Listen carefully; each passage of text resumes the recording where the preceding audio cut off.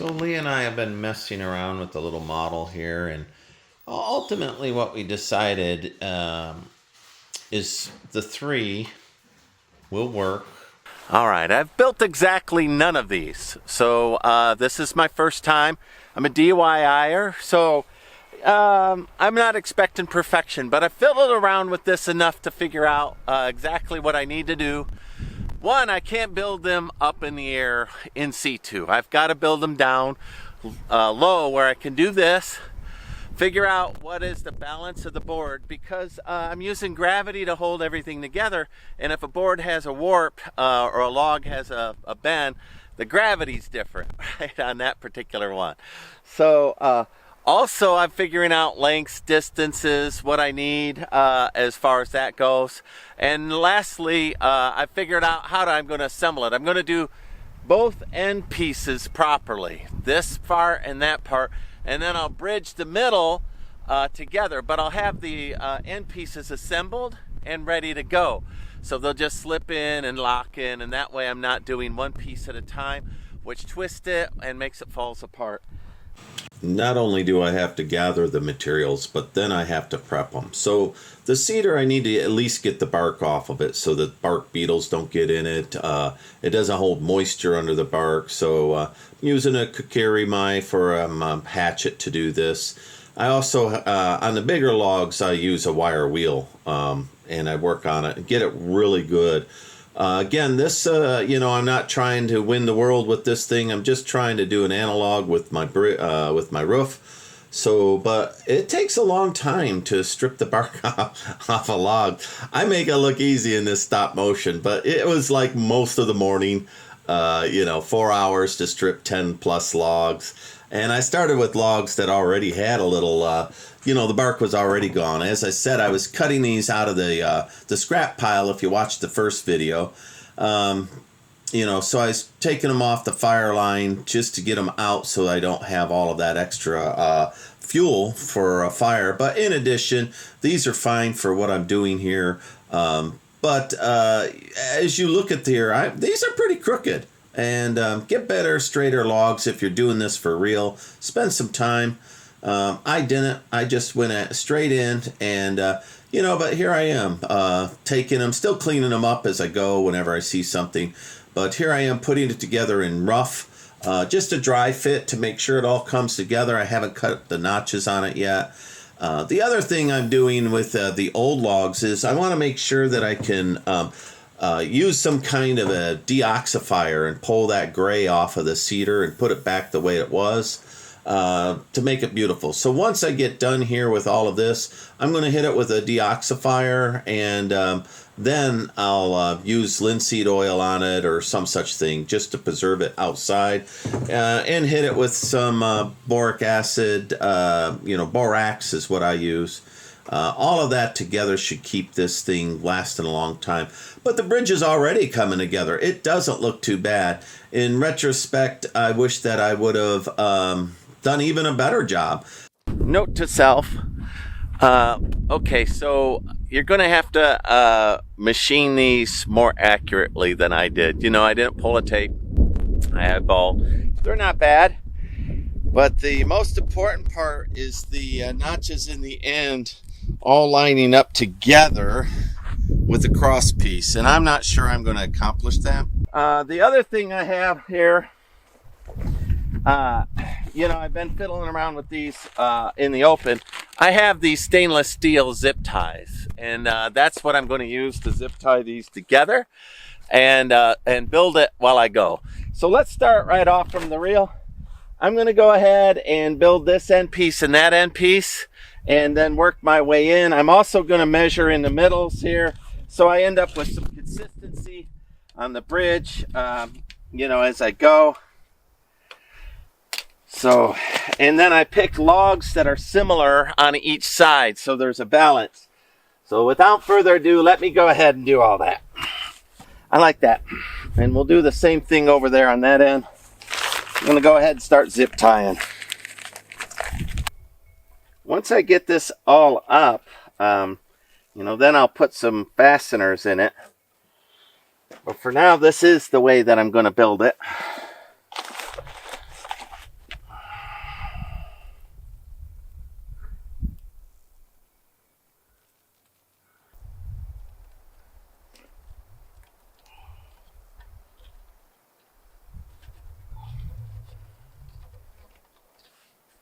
All right, note to self as I'm doing this, I'm going, if one is that way, the next one's this way. Eventually I might cross them, but some of them in the middle, you know, they're going to be 3 in there. So this is okay for now. I'll tighten it all up before I pick it up and put a load in it so that I know it's behaving.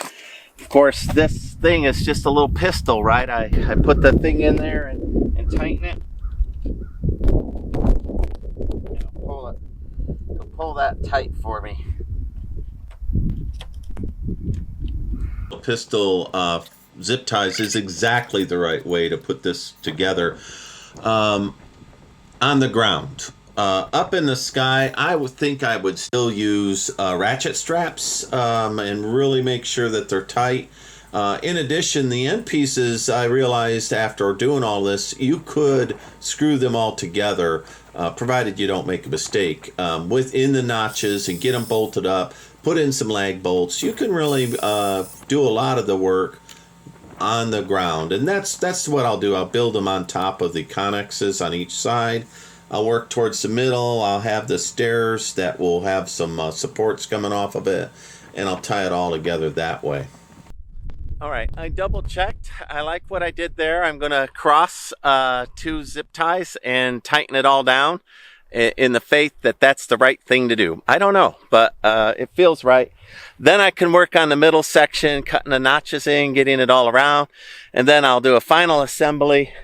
Once it's done, I'll put in the coyote fence, and hopefully it'll hold together while I pick it up with the fork truck and put it in place. We'll find out. None of this do I know.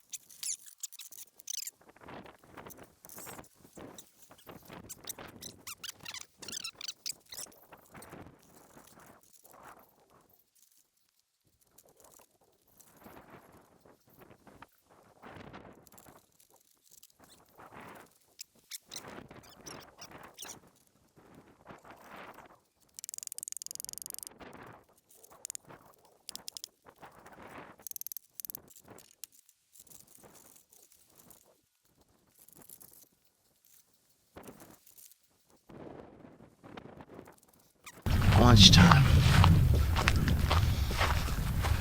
Then I'll tie it all up, maybe even put some screws in it, get it moved into position. I've got foundation material there, so it'll be on a foundation.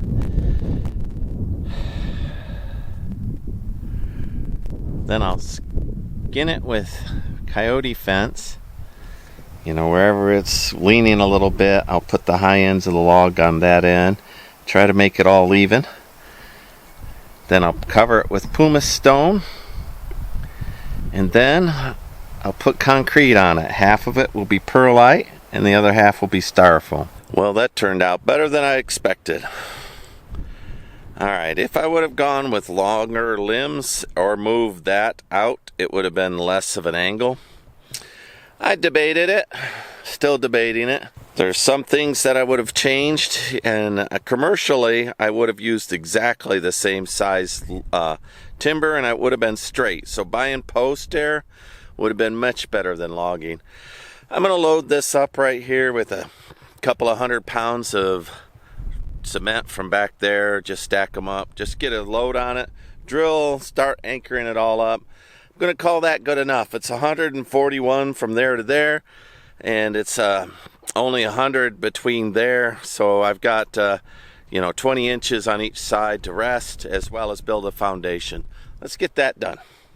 All right, let me tell you, this cedar is hard, folks. They call it a softwood, but to run screws through it and put all of these logs across and coyote fence, I'm trying to set it up so it has a little more of an arch. But I'm also using scrap wood, so it's a balance between the uniqueness of each piece of wood and trying to make a genuine arch. I get close, and then I'm not done with it. I still have to prune it up and do some work. But all these little pieces, I'm fiddling with them. But I have to punch a hole through each one of these things before I could run a screw.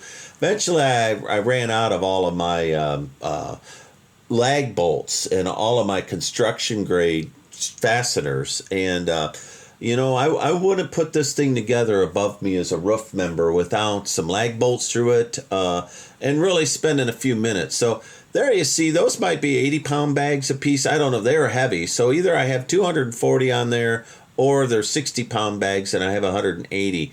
So you see the bridge didn't care at all. So I work with it the whole time, not even completely done. With those 180 pounds worth of concrete to 240. You also see me lean on it. So I know this thing could handle 400 or 500 pounds. And if I had used really good lumber, it would be, I couldn't mention, I suppose tons. It could support tons. This is without the rebar and without the concrete skin coat that I'm going to do over the top. Pretty happy about it.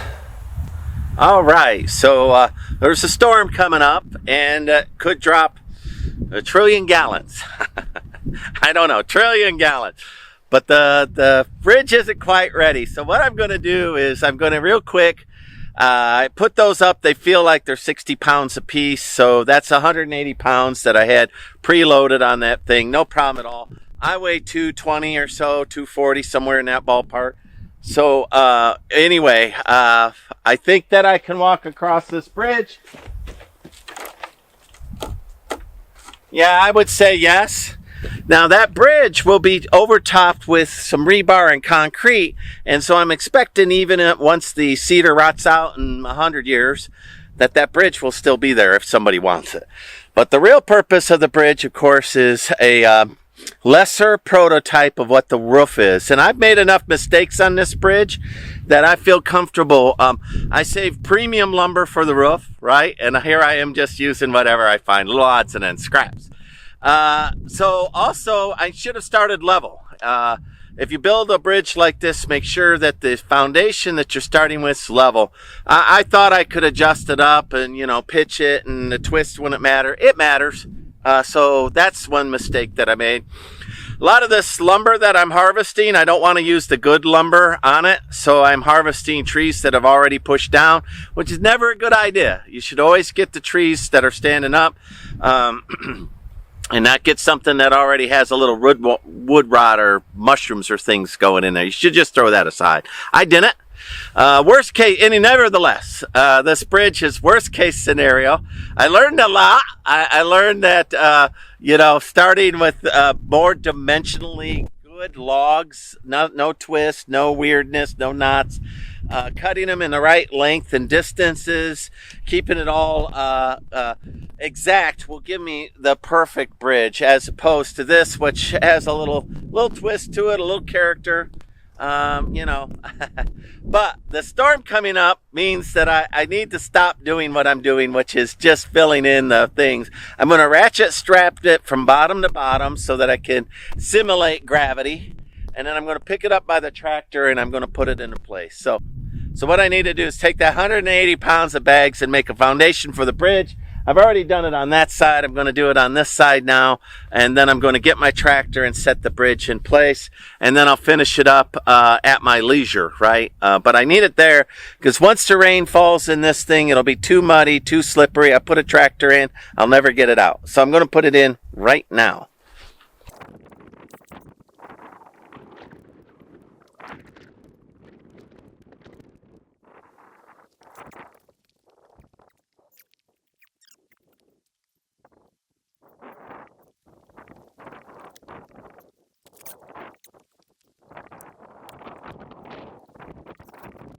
All right, a lot of things I do I've seen men do, right? And I'm just copying, and I've seen it done. This I've never seen done. So right here now I could destroy this thing. But my thought is if I ratchet strap from the bottom here, which is bolted in, over the top and around the other way, that'll imitate gravity, right? And it'll cause the tension on the bridge to be that way, which is what I need. Then I'm going to pick it up with a fork truck and set it down where it needs to be. So I put the little foundation bags in, but everything could go wrong right here, right now. We'll see. Well, imitating the gravity is an important thing. So the way you ratchet strap this will decide whether or not you can move it after the fact. Now, this is a small little bridge. If I built something like this, just a wireframe, right, on the ground and picked it up with a crane, I would put a lot more bracing on it. This worked, but I would still put more bracing on it. You know, if I drop this, I drop it. Again, this is just for me to learn, and I happen to nail it. You know, I did this right. Didn't make very many mistakes other than the material not being high quality. And that's on me. I started that way for a reason. The purpose with the prototype, starting out halfway, seemed like a good logical thing to do. But there we go. I got that thing in the air. I'm pretty happy. Just eyeballing it, getting rid of the little stuff that my tractor tires will hit and jostle and shake that loose. Well, I love it when a plan comes together. So there we go. I've got it up on the forks. It seems to be staying. We'll see. All right, next step, bringing it down here and setting it up across this thing.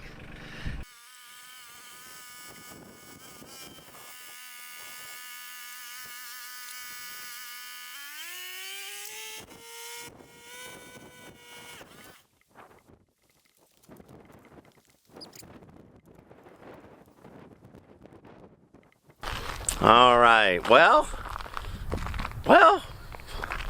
it's in. Is it everything I've ever imagined it would be? Couple of things on my mind. The bottom here, on both sides, I might snip that log and pull that out and re-level it. It's not level enough.